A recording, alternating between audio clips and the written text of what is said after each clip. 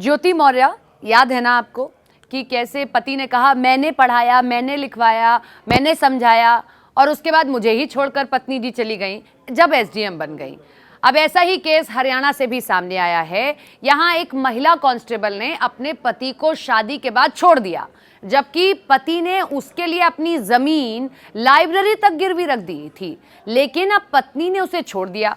पति पीतम ने मामले की शिकायत अब मानव अधिकार आयोग और दिल्ली पुलिस के अधिकारियों को भी दी है। जानकारी मिली कि पलवल जिले का यह मामला है और पति पीतम का दावा है कि उसने युवती के साथ आर्य समाज मंदिर में लव मैरिज की थी। बाद में उसकी दिल्ली पुलिस में नौकरी लग गई तो उसने उसे छोड़ दिया। 26 वर्षीय पीतम का आरोप है कि उन्होंने पत्नी को दिल्ली पुलिस में भर्ती के लिए टेस्ट की तैयारी करवाई। इसके लिए उसने अपनी लाइब्रेरी, अपनी जमीन तक बेच दी। बाद में जैसे ही पत्नी की नौकरी लगी, वो उसे छोड़कर मायके चली गई और अब उसके पास आने से इनकार कर रही है। इधर दिल्ली पुलिस की 69 वर्षीय कांस्टेबल पीतम की पत्नी का कहना है कि धोखे से उससे शादी की गई, बहाने से मंदिर ले गए थे। लाइब्रेरी से हुए रिश्ते की शुरुआत पलवल के गांव बड़ोली के रहने वाले की है।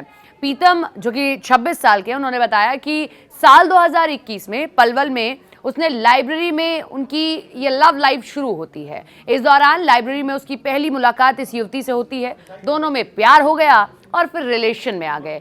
उन्होंने युवती को अपने घर वालों से मिलवाया था। बाद में उसने फ्लैट लिया, दोनों वहां रहने लगे। पीतम ने पत्नी के साथ लाल जोड़े सेहरे में अपनी तस्वीर भी शेयर की। उसने कहा कि इस दौरान पत्नी ने दिल्ली पुलिस की भर्ती में आवेदन किया था।